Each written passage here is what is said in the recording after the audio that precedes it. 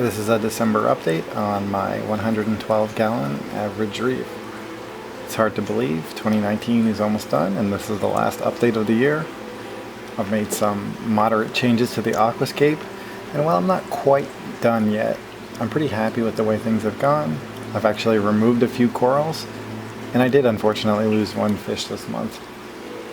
Overall, I'm quite happy with the reef.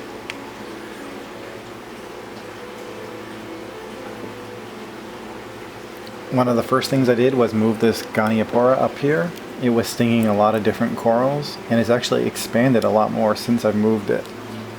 The only way I could fit it here was by adding a new rock to the aquascape. I attached the rock using Reef Welder. It's this plastic product here. It's kind of a mix between epoxy and glue. It's less toxic than epoxy, more sticky, but not quite as sticky as glue. So you just heat it up in water and then you can work with it for a couple of minutes. You can see it towards the back there. I used a generous amount and basically just held this rock in place until it cured. It's now quite stable, and although there is a little bit of empty rock space, given both the leather and the Goniopora expand and contract, there's really not a lot of room on the rock to put something as they're already almost touching. Speaking of almost touching, I was gonna correct this, but I ended up removing a different toadstool. It doesn't really seem to bother them that much that they touch. I know the far side of the toadstool doesn't get light, but it seems to be okay. The fish I lost was one of these lyra-tail damsels. They're basically chromies with a yellow tail. I got them back in 2013, and my 4 are now down to 2. They still do spawn regularly and lay eggs on the back glass. From the side here you can really see how expanded the corals are. I also like looking at corals through other corals. It's kind of an interesting view and shows how full the tank really is. Surprisingly, I get a lot of good flow using just 2 power heads and a return pump.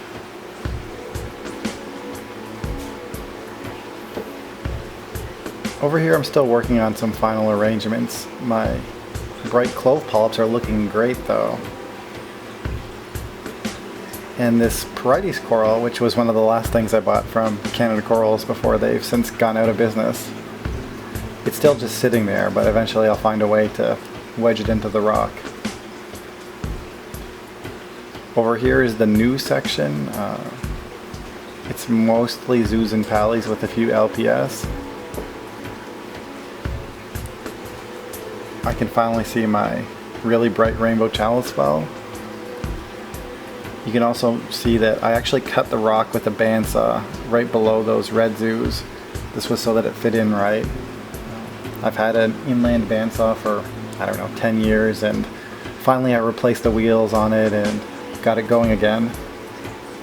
Cuts through live rock like butter. My big green hammer colony is getting more light now. I removed the smaller ones since they were basically identical pieces. You can finally see my dendro colony again quite well. This is one of my favorite pieces, and it's been obstructed for months if not years. Over here is where the Goniopora was.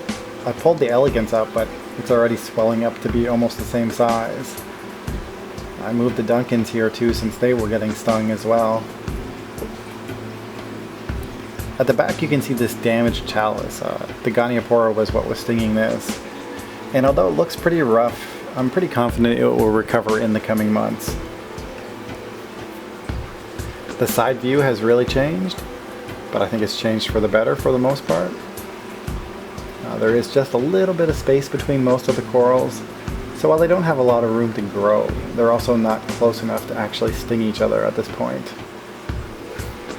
Other than this lepto growing up the Kenya tree still. I did break a few things, like this Favia colony. It was an accident, but it still looks fine. My branching Cyphastria also detached from the rock, but I think moving it just a couple of inches will give it a little bit more light, and it should hopefully grow slightly faster. Clown is a little confused now that things have been changed around. She doesn't usually venture to the side of the tank. I am reluctantly trimming this Gorgonian. If I only had a taller tank, it would probably be much bigger. You can see it actually sticks out of the water, and the wave maker just throws it around. It's right at the edge of the surface.